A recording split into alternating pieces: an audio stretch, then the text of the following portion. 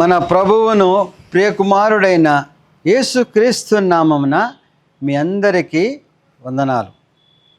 ఈరోజు జ్ఞానాంశముగా హబక్కూకు గ్రంథం నుంచి కొన్ని వచనాలు మనము ధ్యానించుకుందాం. 1వ అధ్యాయం మనం చూస్తే, యెహోవా నేను మొరపెట్టుచున్నాను, నీవెన్నాళ్ళు ఆలకింపుకుందువు? బలాత్కారము జరుగుతున్నదని నేను నీకు మొరపెట్టినను నీవు రక్షింపకయున్నావు. నన్నెందుకు దోషము చూడనిచ్చుచున్నావు? బాధ నీవేళ ఊరకే చూచుచున్నావు. ఎక్కడ చూచినను నాశనమును బలాత్కారమును అగుపడుచున్నవి, జగడమును కలహమును రేగుచున్నవి.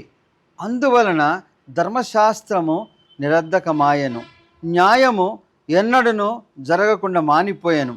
భక్తిహీనులు వచ్చి నీతిపరులను చుట్టుకొందరు, న్యాయము చెడిపోవచ్చున్నది. దేవుని సన్నిధిలో మొరపెట్టడం విన్నాము, దేవుని అడిగిన వాళ్ళని విన్నాము, దేవుని ప్రాధేయపడిన వాళ్ళని విన్నాము.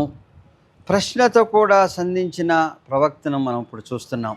హబక్కూకు దౌర్జన్యాలను వీటి చూసి, రక్షింపగలిగిన దేవుడు నీవు ఉన్నావు, కాపాడే దేవుడు నీవై ఉన్నావు, నీ చేత సృష్టించబడిన వారు ఇంత దౌర్జన్యముగా జీవిస్తుంటే ఇంకా వాళ్లే ప్రబలే రీతిగా నువ్వు ఉన్నావేంటి అనే యొక్క దృక్పథంతో దేవుణ్ణి ప్రశ్నలతో సంధించాడు. అంటే మనము కూడా ఇప్పుడు చూస్తుంటాం, దుర్మార్గులే ప్రబలిపోతున్నారు, అన్యాయమే గెలుస్తుంది.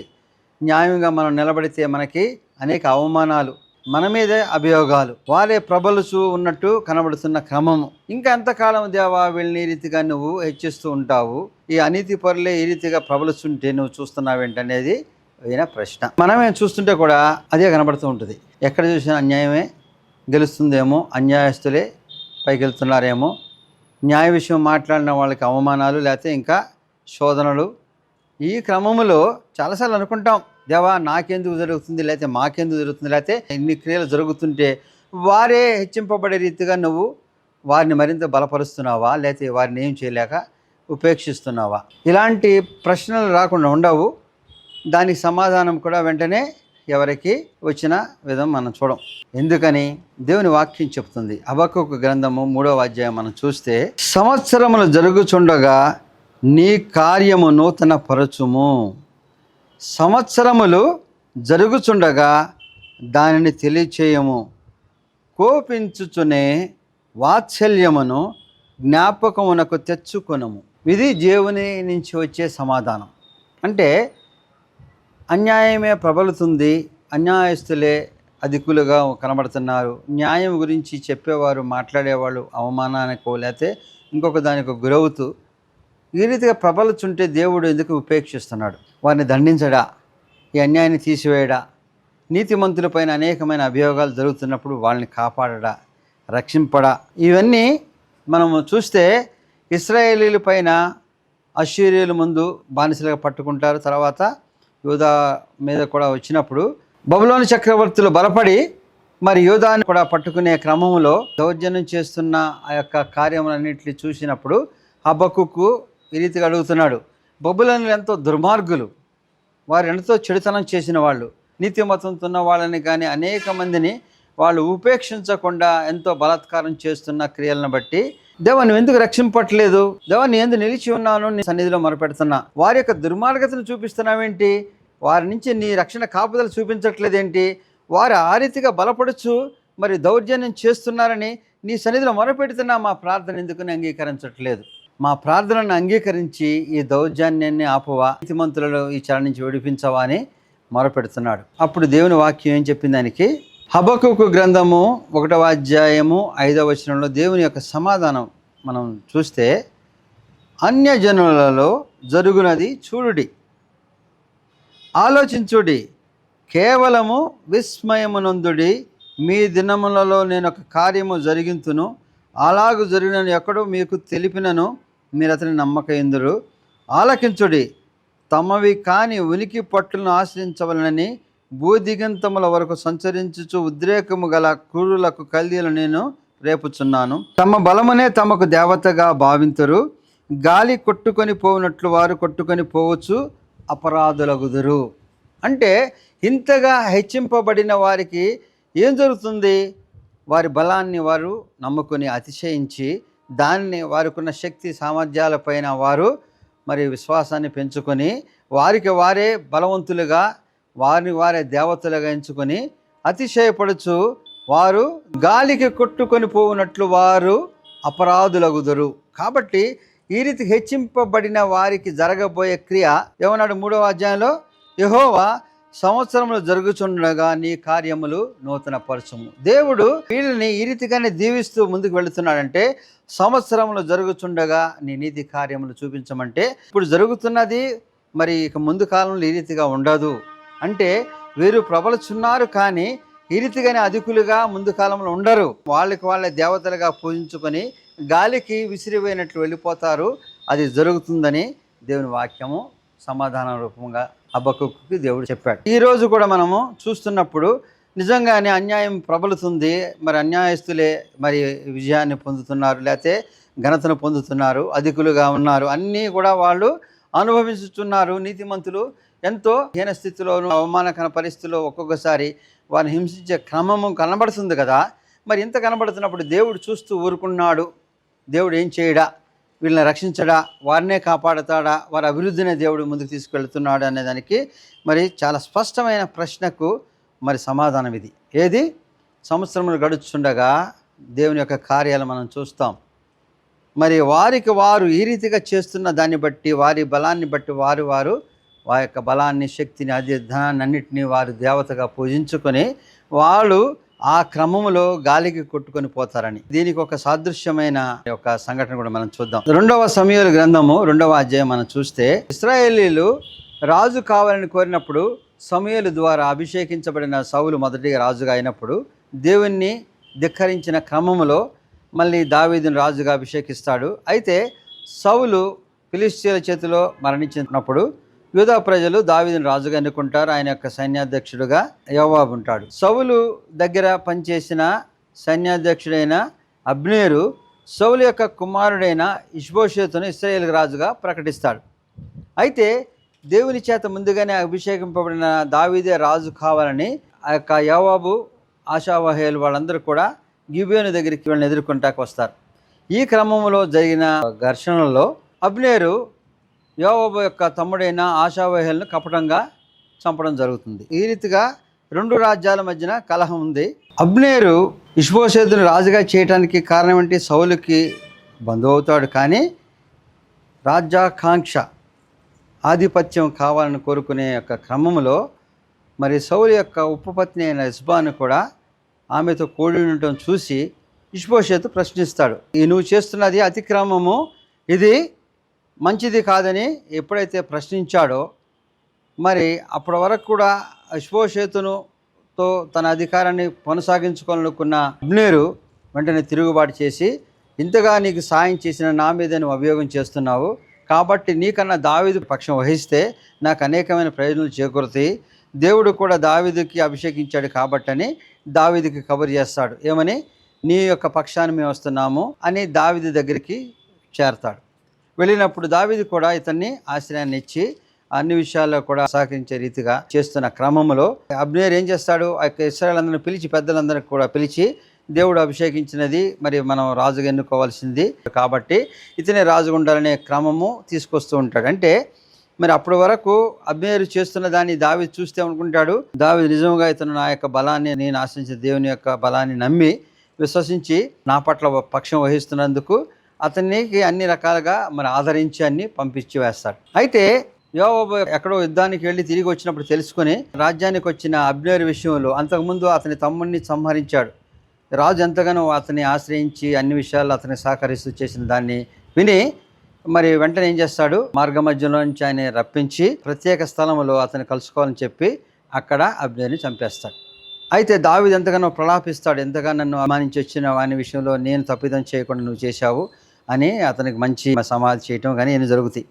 మరి దీనంతా చూస్తే అబ్నేరు విషయంలో మనకేమనిపిస్తుంది? మంచి క్రియలు చేస్తున్నట్టు కనబడుతూ రాజుకు సహకరిస్తూ ఉన్నాడు. కానీ అబ్నేరు విషయంలో ఏమి ఉంది? రాజకుమారుడు కానీ రాజుగా చేసి తనే అధికారం పొందాలనుకున్నాడు. తర్వాత రాజు యొక్క ఉపపత్నితో కూడా సాన్నిధ్యాన్ని, అంటే ఆ రీతిగా ప్రబలిపోతున్న ఆయన విషయంలో దేవుడు చూస్తూ ఊరుకుంటాడా? పాపములోనో లేకపోతే అవినీతిలోనో బలపడుచున్న అబ్నేరు విషయంలో దేవుడు చూస్తూ ఏ రీతిగా ఊరుకుంటాడు? దావీదు దగ్గరికి వచ్చినప్పుడు ఇంకా ఆశ్రయాన్ని పొందాడు. చూస్తున్న వారందరికీ కనబడుతుంది ఏంటి? మరి అవినీతి పరులే ప్రబలుతారు, లేకపోతే దుష్టులే ప్రబలుతారు, వారికి అన్ని అధికారాలు వస్తాయి, వారు చేస్తున్న క్రియలకి ఎప్పటికప్పుడు అండదండలు ఉంటాయి. దేవుడు చూస్తూ ఊరుకుంటున్నాడు. ఇంతగా చేస్తున్న వీరికే దేవుడు సాయం చేస్తున్నాడు. ఎందుకని దావీదు ఎంతగానో అతను ఆదరించాడు, అనేక విషయాలు అతని సహకారాన్ని కోరుతున్నాడు, అన్ని విషయాలు అతన్ని అధికులుగా చేసే ప్రక్రియ జరుగుతుంది. దేవుని యొక్క ఉగ్రత అట్లాగే ఉంటుందా? ఆ రీతిగా ప్రబలిపోతారంటే, అంతకుముందు యోవాబు యొక్క తమ్ముని విషయంలో అతను చేసిన దుష్క్రియను బట్టి అతను సంహరింపబడ్డాడు. కాబట్టి సంవత్సరములు గడుస్తున్నప్పుడు దేవుని యొక్క క్రియలు ఎట్లా ఉంటాయంటే, ఆ యొక్క అధికులుగా హెచ్చించబడుతున్న వారు మరి వారి యొక్క క్రియలను బట్టి వారు అతిశయించుచు, వారి క్రియలనే దేవతలుగా పూజించు, వాటిపైన బలాన్ని పెట్టుకొని హెచ్చించే క్రమంలో మరి దేవుని యొక్క ఉగ్రతను బట్టి వారి కూలిపోయిన క్రమం మనం చూస్తున్నాం.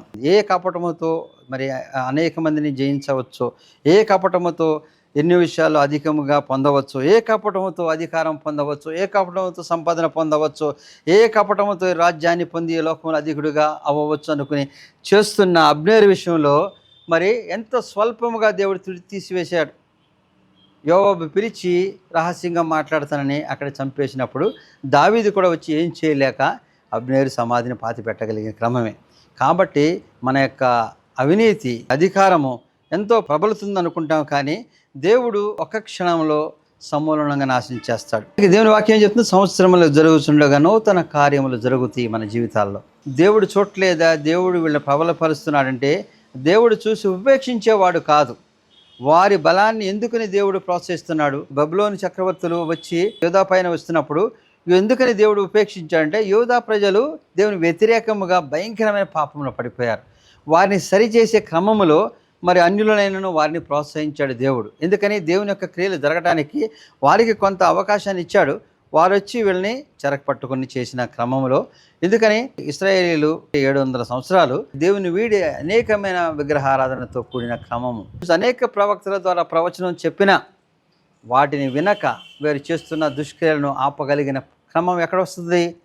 కాబట్టి బబులోను చక్రవర్తులకు దేవుడిచ్చిన ఆ ప్రోత్సాహము వారు వచ్చి వీళ్ళని అణిచివేయడంలో జరిగిన మరి గొప్పతనం. మరి బబులోనులకు కొంతకాలం దేవుడు ఆధిక్యాన్ని ఇచ్చాడు, అయితే వారు ఎంతో దుర్గతిని చూడవచ్చు. ఎందుకని?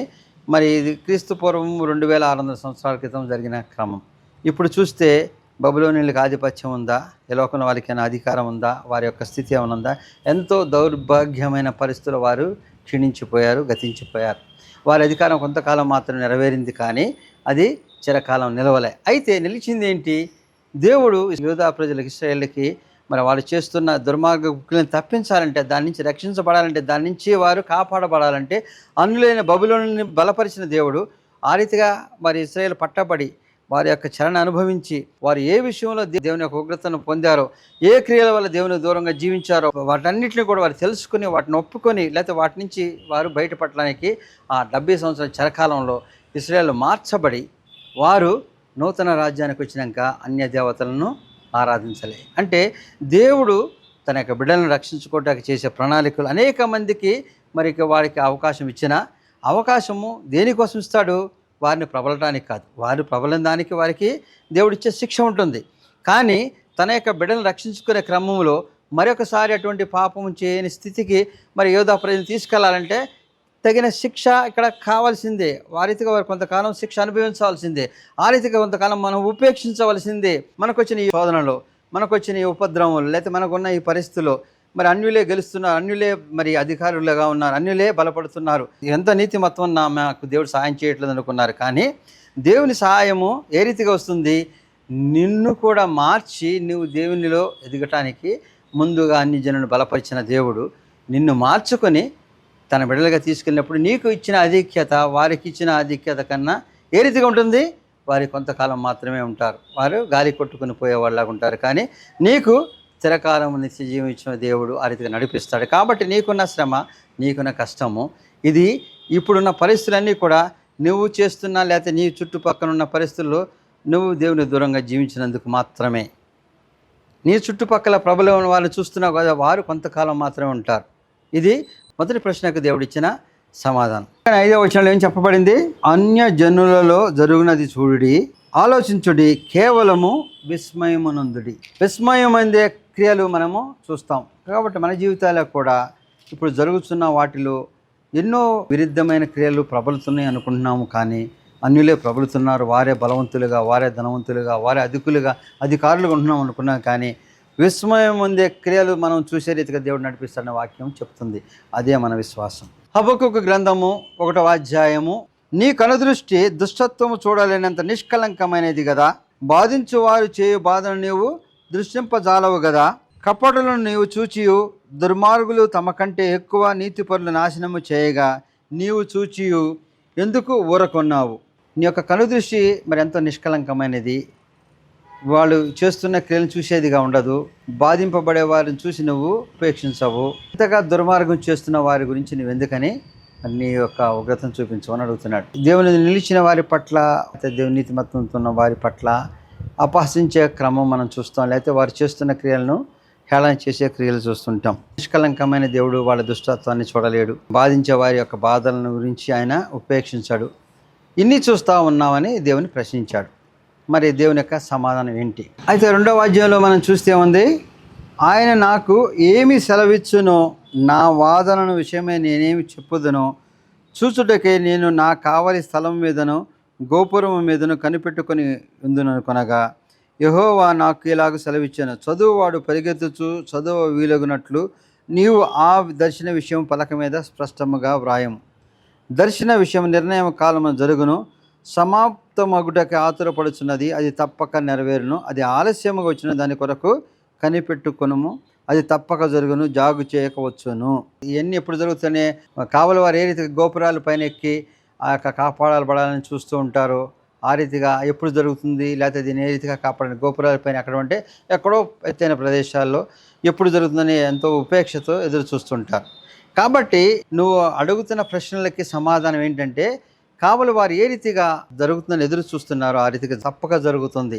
ఆ గోపురం ఎంతో ఎత్తుగా విశ్వాసాన్ని ఉంచుకొని ఎదురు చూస్తూ ఉన్నప్పుడు అవి జరిగే కాలమున మరి ఖచ్చితంగా జరుగుతాయి. కానీ అవి ఆ రీతిగా వదిలిపెట్టమని దేవుని వాక్యం చెప్తుంది. అంటే మీకున్నదేంటి? విశ్వాసం. నీతిమంతుడు విశ్వాసం మూలముగా జీవించును. కాబట్టి మీరు నీతిమంతులై విశ్వాసముగా జీవిస్తే మీ యొక్క మరి విశ్వాసాన్ని బట్టి మీకు క్రియలు జరుగుతాయి. విశ్వాసం అంటే ఏంటి? అపోస్తలుడైన పౌలు హెబ్రీయులకు రాసిన పత్రిక 11వ అధ్యాయం 1వ వచనం చూస్తే, విశ్వాసం అనేది నిరీక్షించు వాటి యొక్క నిజ స్వరూపమును అదృశ్యమైనవి ఉన్నవని రుజువైనది.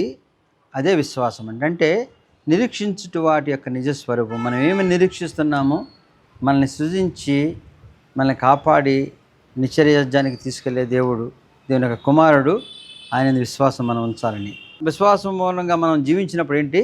మన విశ్వాసం మనల్ని తగ్గించబడే రీతిగా ఉంటుంది. అంటే ఇక్కడ ఈ బబులోనీయులు కానీ, ఇవి అన్యులు కానీ, అతిక్రమం చేసేవారు కానీ దేనిపైన ఆధారపడి ఉన్నారు?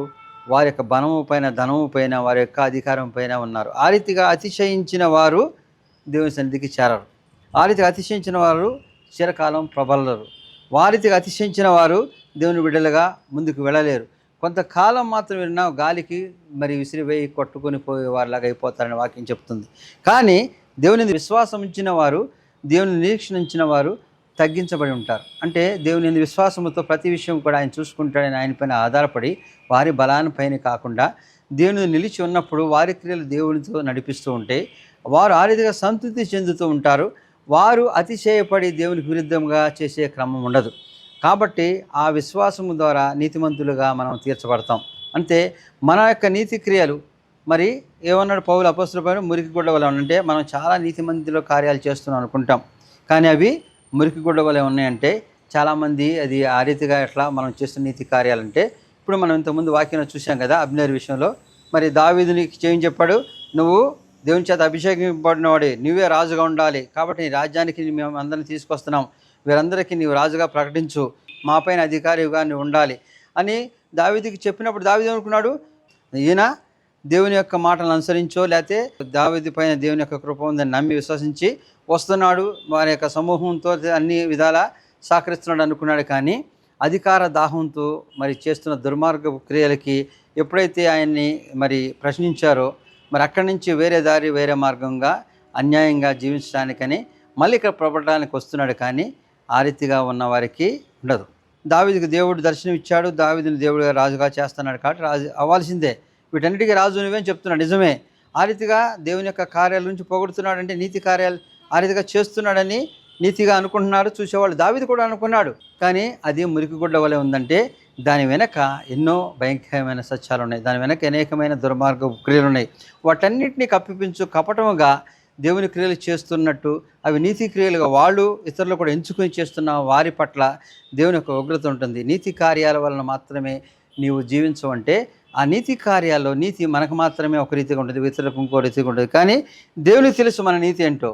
కాబట్టి దేవుని సన్నిధిలో యథార్థముగా ఉండలేని వారు నీతి కార్యాల ద్వారా దేవుని సన్నిధికి చేరారు. దేవునికి ప్రతిదిగా ప్రస్ఫుటముగా ఏర్పడుతుంది. కాబట్టి మనకు నీతి కార్యాలుగా మనం దేవుని సన్నిధికి చేరం, దేవుని విశ్వాసం నుంచి మాత్రం చేస్తాం. దేవుని విశ్వాసమే మనము, దేవుని వినయ విధేయతలే మనకి జ్ఞానానికి మూలం. ఆ జ్ఞానము ద్వారా దేవుని యందు మనం నిలిచి ఉంటాం. ఆ జ్ఞానము మనల్ని ఏ రీతిగా నడిపిస్తుందంటే మనల్ని తగ్గించుకొని దేవుని యొక్క క్రియలు చేసేవారుగా, దేవుని క్రియలలో మనం జీవితాలు కొనసాగేవిగా ఉన్నప్పుడు మన జీవితాలు ఏ రీతిగా ఉంటుంది, శాంతి సమాధానకరమైన జీవితాలతో ఉంటుంది. మనము అతిశయించి దేవునికన్నా గొప్పవాళ్ళుగా, దేవునికన్నా మరి అధికులుగా ఈ లోకాన్ని ప్రేమించి అనేకమైన విగ్రహాలంటే ధనాన్ని, వ్యామోహాలు, వీటన్నీ కూడా మన దరి చేరకుండా తగ్గింపు మనకు ఉన్నప్పుడు మరి దేవునిపైనే మనం ఆధారపడి ఉంటాం, దేవునిపైన విశ్వాసం ఉంచి ఉంటాం. ఆ యొక్క విశ్వాసమే నీతికి మూలమని దేవుని వాక్యం చెప్తుంది. కాబట్టి హబక్కూకు ఏం తెలుసుకున్నాడు, ఇంతగా ప్రబలుతున్న వారిని దేవుడు ఉపేక్షిస్తున్నాడంటే ఉపేక్షించాడు. సమయాలు కాలాలు మారుతున్నప్పుడు దేవుని యొక్క క్రియలు జరుగుతూ ఉంటాయి. వీరు చిరకాలం ఈ రీతిగా ఉండరు. అయితే వారిని ప్రబలటానికో వారు బలపడటానికో ఒక్కొక్కసారి ఉపేక్షిస్తున్నాడు. మరంటే కొన్ని దేవుని కార్యాలు జరగటానికి కూడా ఒక్కోసారి జరగవచ్చు. ఆ రీతిగా యోధా ప్రజలు దేవుని సన్నిధికి క్రియలను మార్చుకుని రావటానికి మరి 70 సంవత్సరాల చిరకాలం వారిలో మార్పునకు దారితీసింది. లేకపోతే ఇంకా భయంకరమైన పాపన పడిపోయేవాళ్ళు. ఆ రీతిగా ఈరోజు మనం చూస్తే ఇశ్రాయేలు ఎటువంటి విగ్రహారాధన కానీ ఎటువంటి శోధనకరమైన దేవునికి విరుద్ధమైన కార్యాలు లేకుండా కనబడటం మరి 2600 సంవత్సరాల తర్వాత కూడా మనం చూస్తున్నాం. కాబట్టి దేవుని కార్యాలు సంవత్సరాలు గడుస్తున్నప్పుడు అవి మార్పు చెందుతూ మన జీవితాలని మార్పుతో తీసుకొస్తాయి. కానీ ఈరోజు మనం చూస్తున్న ఈ ప్రబలుతున్న ఈ యొక్క అవిశ్వాసం, అవినీతి, ఇది మాత్రమే చిరకాలంగా ఉండదని దేవుని వాక్యం చెప్తుంది.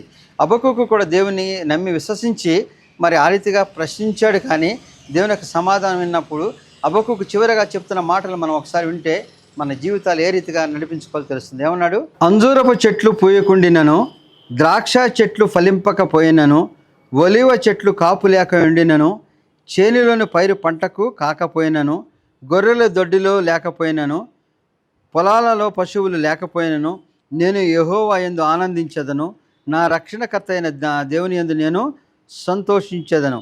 ప్రభు యెహోవాయే నాకు బలము, ఆయన నా కాళ్ళను లేడి కాళ్ళ వలె చేయను, ఉన్నత స్థలముల మీద ఆయన నన్ను బస చేయను.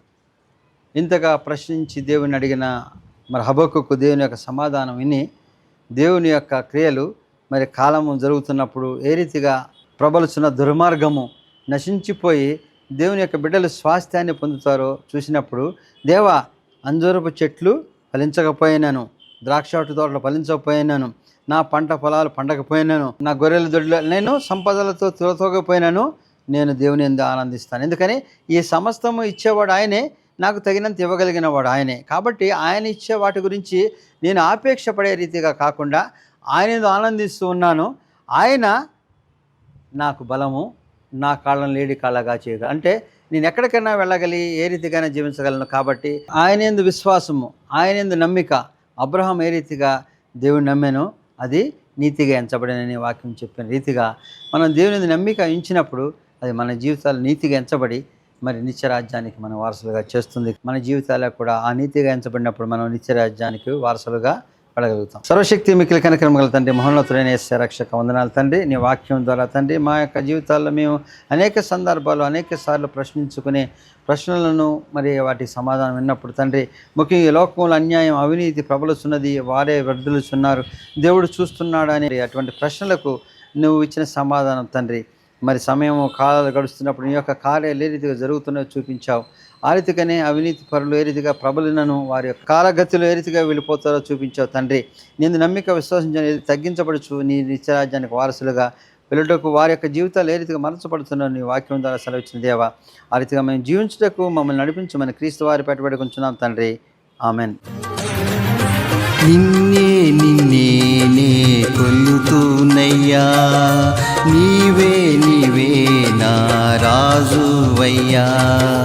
నిన్నే నిన్నే నే కొలుతూనయ్యా, నీవే నీవే నా రాజువయ్యా. యేసయ్యా యేసయ్యా యేసయ్యా యేసయ్యా యేసయ్యా యేసయ్యా యేసయ్యా యేసయ్యా యేసయ్యా యేసయ్యా యేసయ్యా. నిన్నే నిన్నే నే కొలుతూనయ్యా, నీవే నీవే నా రాజువయ్యా.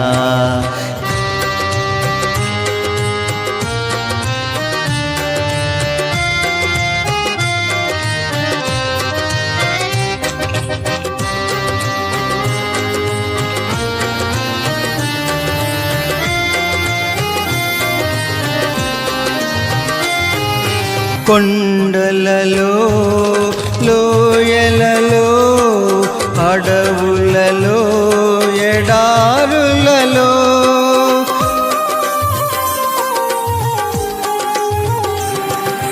కొండలలో లోయలలో అడవులలో ఎడారులలో నన్ను గమనించినావా,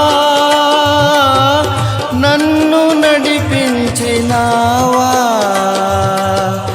నన్ను గమనించినావా, నన్ను నడిపించినావా. యేసయ్యా యేసయ్యా యేసయ్యా యేసయ్యా. నిన్నే నిన్నే నే కొలుతూనయ్యా, నీవే నీవే నా రాజువయ్యా.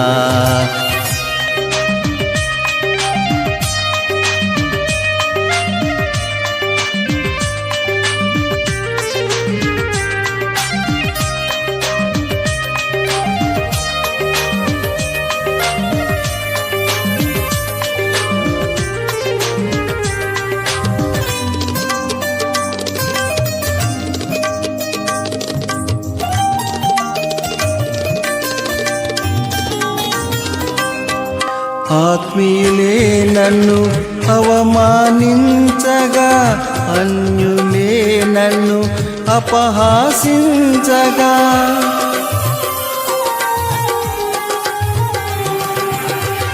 ఆత్మీయులే నన్ను అవమానించగా, అన్యులే నన్ను అపహాసించగా, అండ నీవైతివి